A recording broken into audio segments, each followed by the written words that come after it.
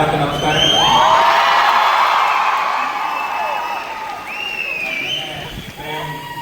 നല്ല event organise ചെയ്ത KCക്കും red എഫിനും താങ്ക്സ് പറയുന്നു. പിന്നെ ഇത്രയും ചെറുപ്പവും ചേട്ടന്മാരും മാമന്മാരും മക്കളും കൂടെ ഇരിക്കുന്ന തോന്നുന്നു വലിയ സന്തോഷം എല്ലാവരും വന്നതിന്. Thank you so much for showing all the support. Really means a lot to KC and ഇവിടെ കളിക്കുന്ന എല്ലാ പിള്ളേർക്കും ഇത് ഭയങ്കര വലിയ സപ്പോർട്ടാണ്. ഒരു ചെറിയൊരു മിനി IPL ഫീലൊക്കെ ഉണ്ട് ഇവിടെ. അപ്പോൾ ആ സപ്പോർട്ടും ആ ഫീലിംഗ് ക്രിയേറ്റ് ചെയ്യുന്ന എല്ലാ നാട്ടുകാർക്കും വലിയ നന്ദി പറയുന്നു. പിന്നെ അത്രേ പറയാനുള്ളൂ. പിന്നെ നമ്മുടെ ടീം ഏത് രീതിയിൽ കുറേ ഒരു വെടിക്കെട്ടെന്ന് പറഞ്ഞ് സിജോ മോൻ ഏത് വെടിക്കെട്ടാണ് ഉദ്ദേശിച്ചത് മനസ്സിലായില്ല. പലരും പല മസാല പറഞ്ഞിട്ട് പോയി.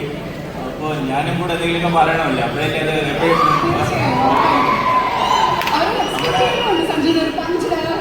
അതെ പഞ്ച് ഡയലോഗ് ഉറപ്പായിട്ടും നമ്മുടെ ഒരു കൊച്ചി ടീമാണെങ്കിലും ഒരു തിരുവനന്തപുരം സ്റ്റൈലിൽ തന്നെ കളിക്കല്ലേ.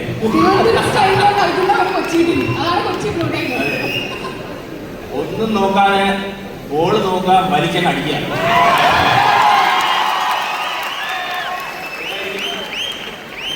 ഞങ്ങളുടെ മസാല, ഞങ്ങളുടെ recipe. But very very happy to be on this stage. Thank you. ശരിക്കും ക്രിക്കറ്റിലെ പ്രണയത്തിന് നെഞ്ചോട് ചേർത്ത് വയ്ക്കുന്ന ഒരുപാട് പേര് കൂട്ടത്തിൽ ഇരിക്കുന്നുണ്ട്. സഞ്ജു വെറുതെ നമ്മുടെ ട്രിവാൻഡ്രം ഗ്രൗണ്ടിൽ ക്രിക്കറ്റ് കളിച്ചു തുടങ്ങി. ഇപ്പോൾ ഇത്രയും വലിയൊരു ടീമിന്റെ ഭാഗമായിട്ടൊക്കെ വന്ന് നിൽക്കുന്ന സമയത്ത് ആസ്പയറിംഗ് ക്രിക്കറ്റേഴ്സിനോട് പറഞ്ഞു കൊടുക്കാൻ ഈശോ ചോദ്യമാണ്. ബട്ട് സ്റ്റിൽ അവരത് കേൾക്കാനായിട്ട് ആഗ്രഹിക്കുന്നുണ്ടായിരിക്കും. എന്തായിരിക്കും അവർ കുട്ടി ചിപ്പ് പറയാനുള്ളത്? Thank you. Thanks for a good question. ഒന്നുമില്ല, തൻ്റെ തന്നെയാണ്. നമ്മൾ ഒരു ക്രിക്കറ്ററായിട്ട് ഇന്ത്യൻ ടീമിലും കേരള ടീമിലും IPL ടീമിലും കളിക്കണമെങ്കിൽ ആദ്യം വേണ്ടത് ഒരു തൻ്റെടുമാണ്, ഒരു കോൺഫിഡൻസ് ആണ്. അത് നാട്ടുകാർ നമ്മുടെ കൂടെ ഉള്ളവർ തന്നെ പലതും പറയും, കുറച്ച് അഹങ്കാരമായിപ്പോയി, അഞ്ച് പണ്ടത്തെ പോലെയല്ല, ഇപ്പോൾ കുറച്ച് അഹങ്കാരമായിപ്പോയി എന്നൊക്കെ പലരും പറയും. പക്ഷേ ആ അഹങ്കാരം നിങ്ങൾ ഒരു ദിവസം നിങ്ങളൊരു സ്റ്റേജിൽ ഇങ്ങനെ ഒരു ദിവസം എത്തിക്കും. അതിനൊരു കോൺഫിഡൻസ് ഇല്ലാതെ ഗ്രൗണ്ടിൽ ഇറക്കാൻ പാടില്ല.